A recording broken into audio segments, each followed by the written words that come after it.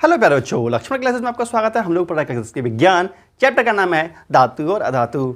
आज हम सीखेंगे इस चैप्टर का जो मेन टॉपिक है, आखिर धातुओं की प्राप्ति हम कैसे करते हैं, आखिर धातु हमें कैसे मिलते हैं। तो धातुओं की प्राप्ति सीखने से पहले हमारे लिए कुछ बेसिकली बातें समझना आवश्यक है। जैसे हमें ये जानना आवश्यक है कि कितनी धातुएं जो होती हैं, कौन सी धातुएं होती हैं मुक्त अवस्था में पाई जाती हैं, कौन सी फ्री स्टेट में पाई जाती हैं, मुक्त अवस्था क्या होती है, फ्री स्टेट क्या होती है, मतलब संयुक्त अवस्था क्या होती है, मुक्त अवस्था क्या होती है, ये बात जानना जरूरी है। और बेटा सक्रियता श्रेणी में कौन सी सक्रिय धातु होती है, कौन सी नहीं होती, ये बातें, खनिज क्या होते हैं, ऐसा क्या होता है, धातु कर्म क्या होता है, ये छोटे छोटे चीज़ जानना जरूरी है, तभी हम धातु की प्राप्ति कर सकते हैं। तो सबसे पहले हम जानेंगे कि धातुएं कितने प्रकार की होती हैं। तो धातुएं बेटा प्रकृति में दो अवस्थाओं में पाई जाती हैं, एक मुक्त अवस्था और दूसरी संयुक्त अवस्था। ठीक है बेटा, मुक्त अवस्था संयुक्त अवस्था क्या होती है, धातु अपनी क्रियाशीलता के अकॉर्डिंग जो धातु बहुत सक्रिय होती हैं, जो एक्टिव होती हैं, और वे सक्रिय होती हैं और वे संयुक्त अवस्था में रहती हैं। जो धातुएं कम एक्टिव होती हैं वो फ्री स्टेट में रहती हैं।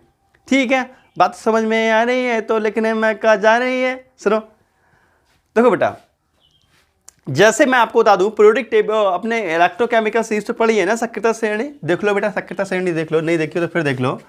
लिखवा सर जी काना है, ठीक है बेटा, देखो लिखवा सर जी, लिखवा सर जी काना है, ठीक है, लिखवा सर जी काना है। मंगल को मंजन करता है, फिर सीधी कोनी सनाता है। ठीक है बेटा, पीबी फिर नीचे लिख देता हूँ, H2 कुमार, PbH2 कुमार हाजिर आज पंडित जी आयो हैं। ये जो ट्रिक्स है अपनी बेटा। तो ये सक्रियता घटता, ऊपर वाली धातु कैसी है, अधिक सक्रिय धातु हैं। ऊपरी धातु कैसी है बेटा, अधिक सक्रिय हैं। ऊपरी धातु कैसी होती हैं, अधिक सक्रिय होती हैं। और नीचे वाली धातु ये कैसी होती है बेटा, ये कम सक्रिय होती हैं।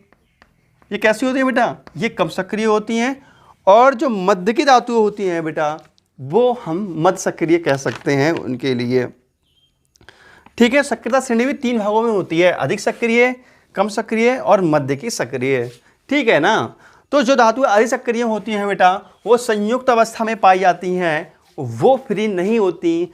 जो सक्रिय होगी फ्री तो ना होगी यार, जय बताओ, जो सक्रिय होगी क्या फ्री होगी, वो कहीं ना कहीं एक्टिव होगी हर जगह। लेकिन जो बेटा कम सक्रिय होगी वो ही आपको फ्री मिल सकती है। बात समझ में आ रही है आपको। ठीक है, तो सक्रिय धातु कौन कौन सी होती है बेटा, ऊपर की धातु होती है सक्रिय होती है, नीचे की कम सक्रिय होती है। तो ये संयुक्त अवस्था में पाई जाती हैं और ये मुक्त अवस्था में पाई जाती हैं। तो धातुओं की सक्रियता के हिसाब से इन्हें 2 भागों में बांटा गया है, नंबर 1 संयुक्त अवस्था और नंबर 2 मुक्त अवस्था। ठीक है, लिख लो इस बात को बेटा, लिखो। आपने हेडिंग डाली है, इसके नीचे पॉइंट बना करके यहां से लिखना स्टार्ट करो। लिखो, धातुओं को क्रियाशीलता के आधार पर, धातुओं को क्रियाशीलता के आधार पर 2 भागों में बांटा गया है। ठीक है, ये ऐसे कह सकते हो, धातुएं अपनी क्रियाशीलता के आधार पर, देखो बेटा, धातुएं अपनी क्रियाशीलता के आधार पर, धातुएं अपनी क्रियाशीलता के आधार पर प्रकृति में 2 रूपों में पाई जाती हैं। धातुएं अपनी क्रियाशीलता के आधार पर 2 रूपों में पाई जाती हैं। धातुएं अपनी क्रियाशीलता के आधार पर 2 रूपों में पाई जाती हैं। बेटा 2 रूप कौन कौन से होते हैं, पहली होती है बेटा मुक्त अवस्था इन फ्री स्टेट। ठीक है, मुक्त अवस्था में बेटा पाई जाती हैं धातुएं। और दूसरी कंडीशन कौन सी होती है, संयुक्त अवस्था में पाई जाती हैं। संयुक्त अवस्था, दूसरी कौन सी होती है बेटा, संयुक्त अवस्था में धातुएं 2 रूप में पाई जाती हैं, या तो मुक्त अवस्था में पाई जाती हैं या संयुक्त अवस्था में पाई जाती हैं। मुक्त अवस्था में बेटा वे धातुएं पाई जाती हैं जो कम सक्रिय होती हैं, और संयुक्त अवस्था में वे धातु पाई जाती हैं जो अधिक सक्रिय होती हैं। बात समझ में आ रही है तो लिखने में कहा जा रही है। तो नंबर 1 नंबर 2 डाल दिया। ठीक है, उसके बाद बेटा नई लाइन से पहले हेडिंग डालेंगे मुक्त अवस्था।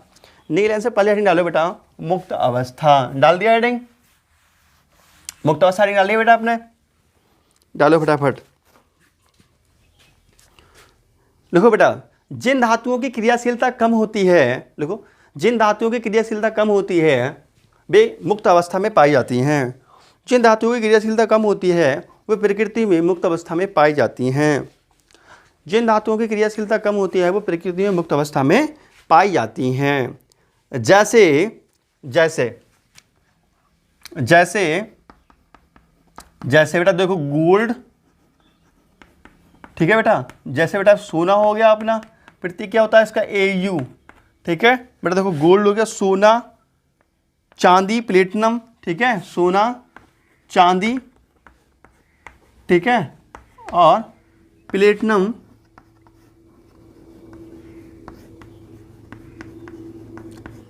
आदि, ये कैसी धातु हैं बेटा, ये प्रकृति में मुक्त अवस्था में पाई जाती हैं। बात समझ में आ रही है आप लोगों के लिए? और भी धातुएं हो सकती हैं, लेकिन मुख्य रूप से मैं आपको उतना मैंने बता दिया। प्लेटिनम बेटा, कॉपर को भी हम ले सकते हैं, कॉपर भी मुक्त अवस्था में भी कॉपर भी होती है बेटा, इसमें कॉपर भी लिख सकते हो, ठीक है। लोहा, चांदी, प्लेटिनम, मतलब लोहा नहीं बेटा, सोना, चांदी, प्लेटिनम, कॉपर आदि, ठीक है। ये कैसी होती है बेटा, मुक्त अवस्था में पाई जाती हैं, ठीक है। एक्स्ट्रा टच हेडिंग डालो, कुछ एक्स्ट्रा बात बताऊंगा इसी के बारे में बेटा, है डालो एक्स्ट्रा टच, कुछ एक्स्ट्रा टच से देख लो बेटा। तो बेटा आपको क्या बताया गया, जो धातुएं कम क्रियाशील होती हैं वे ही मुक्त अवस्था में पाई जाती हैं। और कम क्रियाशील धातु कौन सी होती हैं, वे धातुएं जो सक्रियता श्रेणी में नीचे आती हैं वे कम क्रियाशील धातु होती हैं, ठीक है। लिखो पहला पॉइंट बेटा, लिखो जो धातुएं सक्रियता श्रेणी में नीचे आती हैं, जो धातुएं सक्रियता श्रेणी में नीचे आती हैं, जो धातुएं सक्रियता श्रेणी में नीचे आती हैं वे कम क्रियाशील होती हैं, वे कम क्रियाशील होती हैं, वे कम क्रियाशील होती हैं, ठीक है। बात समझ में आई? Next point, next point, next point हम आपको ये बता रहे हैं, जैसे आपको ये बताया गया यहाँ पर, जैसे प्लेटिनम है, ठीक है, और कॉपर है, ये मुक्त अवस्था में पाई जाती है, फ्री स्टेट में पाई जाती है। इसका मतलब ये बिल्कुल नहीं है, ये बिल्कुल नहीं है कि ये संयुक्त अवस्था में नहीं हो सकती। बेटा आपसे ये कहा जा रहा है कि ये फ्री स्टेट में पाई जाती है, इसका मतलब ये संयुक्त अवस्था में नहीं हो सकती, ये फ्री स्टेट में भी पाई जाती हैं और संयुक्त अवस्था में पाई जाती हैं। कौन? ये दोनों अवस्थाओं में रह सकती है बेटा। बात समझ में आ रही है? तो हम लिख सकते हैं कॉपर और प्लेटिनम संयुक्त अवस्था में भी पाए जाते हैं। कैसे? अपने सल्फाइड और ऑक्साइड आयस्क के रूप में। देखो बेटा, कॉपर और सिल्वर, कॉपर और सिल्वर, कॉपर और सिल्वर अपने, कॉपर और सिल्वर अपने सल्फाइड, कॉपर और सिल्वर अपने सल्फाइड, कॉपर और सिल्वर अपने सल्फाइड या ऑक्साइड, कॉपर और सिल्वर अपने सल्फाइड या ऑक्साइड के अयस्क के रूप में, के अयस्क के रूप में, के अयस्क के रूप में भी पाए जाते हैं।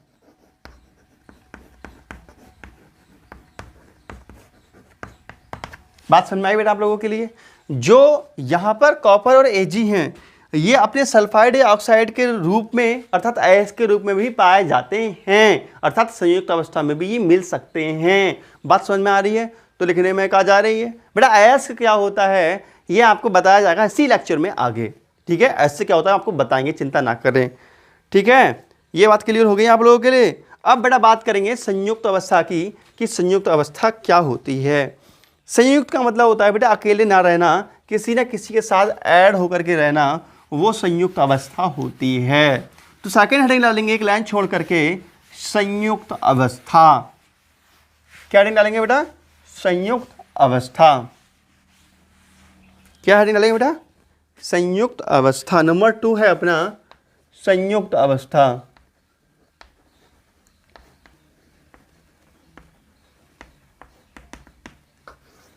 संयुक्त अवस्था, ठीक है। तो बेटा जिन धातुओं की क्रियाशीलता बहुत अधिक होती है वे धातुएं संयुक्त अवस्था में पाई जाती हैं, आपको बताया गया है। क्योंकि एक्टिव में वो फ्री रहना नहीं चाहेंगी, वो किसी न किसी क्रिया करना ही चाहेंगी। ठीक है बेटा, तो देखेंगे बेटा, लिखो बेटा, जिन धातुओं की क्रियाशीलता अधिक होती है, जिन धातुओं की क्रियाशीलता अधिक होती है, ये जो धातुएं अधिक सक्रिय होती हैं, देख सकते हो, जिन धातुओं की क्रियाशीलता अधिक होती है वे संयुक्त अवस्था में पाई जाती हैं। जिन धातुओं की क्रियाशीलता अधिक होती है वे संयुक्त अवस्था में पाई जाती हैं। ठीक है बेटा, जैसे कि ये धातुएं जो हैं, इतनी धातुएं हैं, ये सब के सब बेटा सक्रिय धातु हैं, ये अधिक क्रियाशील धातुएं हैं, ये संयुक्त अवस्था में पाई जाती हैं। ठीक है, देखो बेटा, जैसे ठीक है बेटा, जैसे लिथियम Li,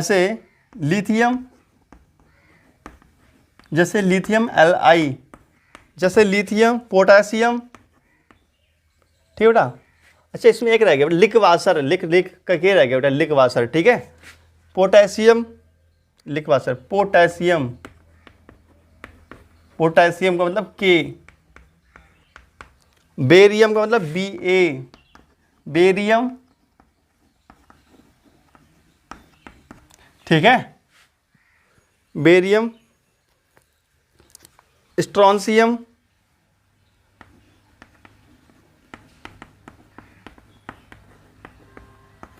Sr, कैल्शियम,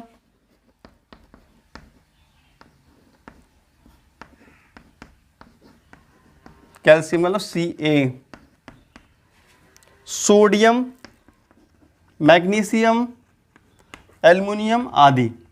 ये सब कैसी है बेटा, ये सक्रिय धातु में आती हैं और ये संयुक्त अवस्था में पाई जाती हैं। ये अकेले नहीं रहती, इनको लगता है डर, कोई डर का तो है बहाना कि इनका अकेले ही रहने का मन करता है ना, एक्टिव है इसलिए, समझ रहे बात करें। यहाँ बाकी एक्टिव इंसान होता है वो अकेले ही खुश रहता है, भैया भावनाओं को समझो आप। तो अकेले कहाँ यार, संयुक्त अवस्था में रहना खुश आता है। जो एक्टिव इंसान होता है वो होता है कहीं ना कहीं ऐड रहे, मजे में रहे, मौज मस्ती करें, है ना। तो बेटा देखते हैं कुछ एक्स्ट्रा बातें, एक्स्ट्रा टच देखते हैं, कुछ एक्स्ट्रा चीज़ें देखते हैं हम लोग। ठीक है, जैसे हम देखते हैं कि सक्रियता श्रेणी में कौन कौन सी धातुएं अधिक सक्रिय होती हैं। ठीक है, तो सक्रियता श्रेणी में जो ऊपर की धातुएं होती हैं वो अधिक सक्रिय होती हैं, इसलिए वे संयुक्त अवस्था में पाई जाती हैं। पहला पॉइंट लिखो बेटा, पॉइंट नंबर फर्स्ट देखो बेटा, सक्रियता श्रेणी में सबसे ऊपर की धातुएं, सक्रियता श्रेणी में सबसे ऊपर की धातुएं, सक्रियता श्रेणी में सबसे ऊपर की धातुएं ब्रैकेट बनाओ और लिखो बेटा LiKVASrCANA, मैग्नीशियम, एल्युमिनियम आदि। ठीक है, आदि मत बोलते रहना बस। ठीक है, इतनी अधिक अभिक्रियाशील होती हैं कि ये कभी भी यह इतनी अधिक अभिक्रियाशील होती हैं कि ये इतनी अधिक अभिक्रियाशील होती हैं कि कभी भी मुक्त अवस्था में नहीं पाई जाती हैं, कभी भी स्वतंत्र अवस्था में नहीं पाई जाती हैं। बेटा ये इतनी एक्टिव हैं कि इन्हें स्वतंत्र अवस्था में प्राप्त नहीं किया जा सकता और ये स्वतंत्र अवस्था में रहती हैं और रहना भी पसंद करती हैं। बात समझ में आ रही है तो लिखने में कहा जा रही है। ठीक है, दूसरी बात, ये बात समझ में आ गई आपकी बेटा बात। दूसरी बात समझ लो जरा। दूसरी बात बेटा, जो मध्य की धातुएं हैं, सक्रियता श्रेणी में मध्य की धातुएं कहाँ से कहाँ तक मानेंगे हम लोग, Mn से Pb तक। बेटा Mn से Pb तक, ये यहाँ तक की धातुएं बेटा मध्य, ये है बेटा मध्य क्रियाशील, मध्य सक्रिय, मध्य क्रियाशील धातुएं। बेटा जो मध्य की धातुएं हैं ये, ठीक है, जो सक्रियता श्रेणी में मध्य की धातुएं हैं ये मिट्टी के अंदर मुख्यतः ऑक्साइड या कार्बोनेट अयस्क के रूप में पाई जाती हैं। मुख्यतः ऑक्साइड या कार्बोनेट अयस्क के रूप में पाई जाती है। बेटा क्या होते हैं बताएंगे यहाँ पे आपको। ठीक है, ये मध्य की धातुएं हैं, ये कैसे पाई जाएंगे बेटा, ध्यान से समझो। ये समझ में नहीं आएगा तो कहानी खराब हो जाएगी, समझ में नहीं आएगा तो कुछ भी समझ लेना केमिस्ट्री में अगले, ध्यान समझो चीज़ों को, दो बार देख लेना वीडियो समझ में नहीं आया तो। ठीक है, तो बेटा सक्रियता श्रेणी में जो मध्य की धातुएं हैं ये पृथ्वी के अंदर मुख्यतः सल्फाइड या ऑक्साइड अयस्क के रूप में पाई जाती हैं। ठीक है बेटा, जो सक्रियता श्रेणी में मध्य की धातुएं हैं, ठीक है, जो सक्रियता श्रेणी में, बेटा लिखो, पॉइंट को लिखो बेटा, सक्रियता श्रेणी में, सक्रियता श्रेणी में मध्य की धातुएं, मध्य की धातुएं, सक्रियता श्रेणी में मध्य की धातुएं कौन कौन सी बेटा? जैसे मैग्नीज है, जिंक है, ठीक है, मैग्नीज है, जिंक है, Fe है, ठीक है, और कैडमियम है, ठीक है, कोबाल्ट है, निकल है, ठीक है, और क्या रहेगा बेटा? Sn10 है, Sn और Pb है, Pb आदि आदि आदि की अभिक्रियाशील मध्य होती है, आदि की अभिक्रियाशीलता मध्य होती है, अभिक्रियाशीलता मध्य होती है। कैसे होती है बेटा इनकी अभिक्रियाशीलता? मध्य होती है, ठीक है, इनकी अभिक्रियाशीलता मध्य होती है। इसी कारण ये मिट्टी में, ये मिट्टी के अंदर, इसी कारण ये मिट्टी के अंदर कैसे पाए जाते हैं बेटा? इसी कारण ये मिट्टी के अंदर मुख्यतः सल्फाइड या कार्बोनेट एस के रूप में पाई जाती हैं, ठीक है, के अंदर ये मुख्यतः, इसी कारण ये मिट्टी के अंदर मुख्यतः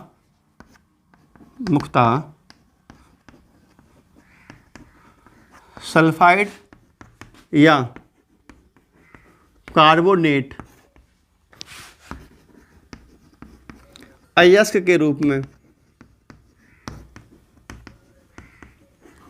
पाई जाती हैं। जो मध्य की धातुएं हैं बेटा वो कैसी प्राप्त होती हैं संयुक्त अवस्था में? या सल्फाइड के रूप में होंगी, या फिर ये सल्फाइड के रूप में होंगी, या फिर बेटा ये होंगी कार्बोनेट के रूप में होंगी। बात समझ में आ रही है? तो लेकिन मैं कहा जा रही है, ठीक है।